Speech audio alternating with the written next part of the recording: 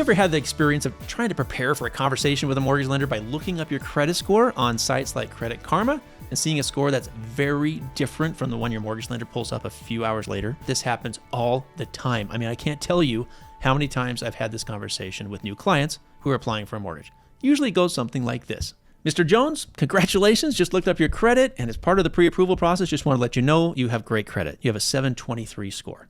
What? I just looked this up. I have like a 766. Don't worry. Credit Karma uses a totally different scoring model to determine an estimated score. It's like more of a formula that might be used for credit card approvals, whereas the tri-merge score that we use in the mortgage industry uses a very conservative, a much more conservative, tight scoring model. So it's normal, don't worry, it's normal to see a tri-merge 30 or more points lower than what Credit Karma might produce. But don't feel singled out. I have this conversation with probably 8 out of 10 mortgage applicants. This is totally normal. Don't worry. So what my clients are experiencing here is the difference between a FAKO score and a FICO score. Now, let's talk a little bit here about what a FICO score is and the 3 major credit bureaus, Equifax, Experian, and TransUnion, and how they use that to score us as a population and individuals on how we can borrow money. We've given them that power, of course, as a society over the years because we've chosen to borrow money for nearly all purchases instead of saving up and buying in cash. As we become more mobile with people moving around a lot more than they did 70 or 100 years ago, the old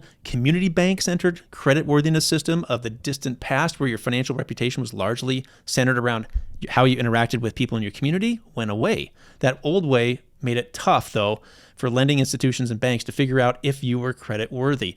It also made it hard on people who did move to find credit worthiness in a new community. So that's why the banking system has embraced this more centralized credit scoring system, just to help them much more easily track your financial history and better know what kind of credit risk you pose to them.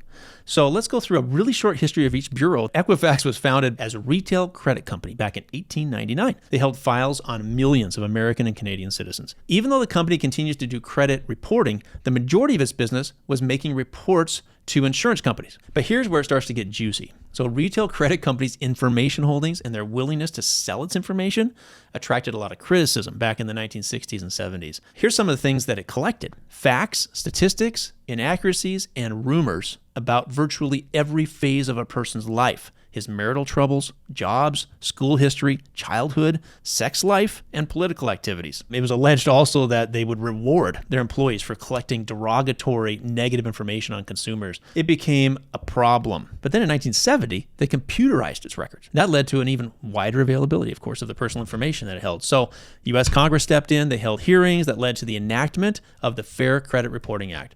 So this legislation, of course, gave consumers rights regarding the information stored about them in corporate data banks.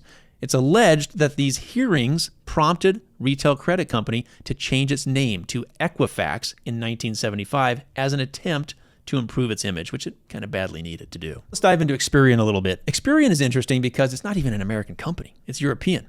It was started out as Credit Data Corporation, which was acquired by TRW in 1968, and then renamed TRW Information Systems and Services. TRW sold the unit as Experian to Bain Capital and Thomas H. Lee Partners. Just a month later, the two firms sold Experian, later renamed themselves Gus. So Gus merged its own credit information business, CCN, which at the time was the largest credit service company in the UK, into Experian, and that's how Experian was born. So I hope that brief history lesson wasn't too dry and boring. I just wanted to at least give you some basic information about Experian, Equifax, and where they came from. But they still had a problem. They had huge expanding demand for their services from banks and creditors across the country, across the world.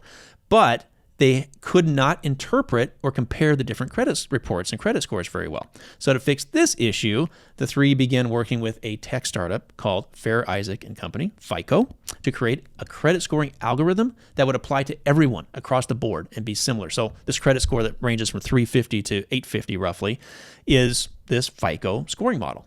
So in 1989, when that was rolled out, it was remarkably similar to the algorithm that's still being used today. Of course, now since 1989, just about everyone in America has a codified financial identity. This is interesting stuff, but it's also kind of scary that these three companies have so much information and exercise so much control over our lives. I mean, personally, I don't like giving up a portion of my freedom and control over my financial life to the three credit bureaus and by extension, the banks. You know, Stephanie and I have worked really hard over the years to do this, and I can tell you, it is possible. If you get and stay out of debt over time, have a solid emergency fund, and then just buy a modest home, as modest as you can, right, with a modest mortgage that you pay off over the next 15 to 20 years or so, while simultaneously saving up for the next house, you can literally live debt-free and not even worry about credit scores. It's possible. I've done it.